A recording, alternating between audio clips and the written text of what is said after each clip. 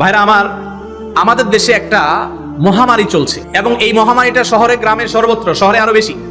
সেটা হলো ঘরে ঘরে জনে জনে এখন জাদুগ্রস্ত মানুষ এবং জিনের, দুষ্ট জিনের প্রভাবে প্রভাবিত অসুস্থ মানুষ।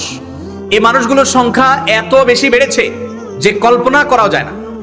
শহরে বিশেষ করে বিভিন্ন জায়গায় এবং কি সোশ্যাল মিডিয়াতে আপনারা দেখবেন তান্ত্রিক, কবিরাজ, অমুক তমুক এই সমস্ত অ্যাডভার্টাইজ এখন মোড়ে মোড়ে, পিলারে পিলারে, বিভিন্ন জায়গায় জায়গায়। এই লোকগুলোর কাজই হলো কুফরি কালাম করা, জাদু করা। দেখুন, জাদুর মাধ্যমে মানুষকে ক্ষতিগ্রস্ত করা, দুষ্ট জিন লাগিয়ে দিয়ে মানুষকে ক্ষতিগ্রস্ত করা, এই জিনিসটা দিনের আলোর মতো পরিষ্কার। যারা এই পরিস্থিতির মুখোমুখি হয়েছেন তারা জানেন যে এটাকে যারা অস্বীকার করেন তারা এক বোকার স্বর্গে বাস করছেন, কারণ তারা বাস্তবতাকে অস্বীকার করেন। জিনে ধরা রোগী যারা দেখেছেন, এই রোগীর কাছে থেকেছেন, তারা জানেন যে জিনের অস্তিত্ব দেখা না গেলে কি হবে। মানুষের উপরে সওয়ার হলে দিনের আলোর মতো পরিষ্কার হয়ে যায় যে জিন সওয়ার হয়েছে। পৃথিবীর কোনো ডাক্তারের ক্ষমতা নাই, কোনো চিকিৎসা বিজ্ঞানের ক্ষমতা নাই ওই জাদুগ্রস্ত ব্যক্তিকে সুস্থ করার অথবা জিনে ধরা রোগীর জিন তাড়ানোর।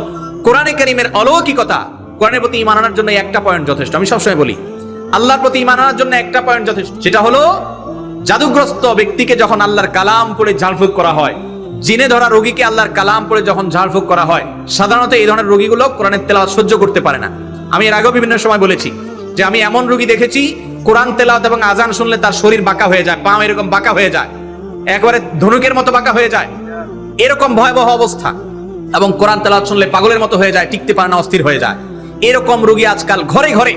এর অন্যতম প্রধান কারণ হলো যে এই যে জাদু, মন্ত্র এবং কুফরি কালাম করা মানুষগুলো ছড়ায় গেছে সমাজে। আমি তো মনে করি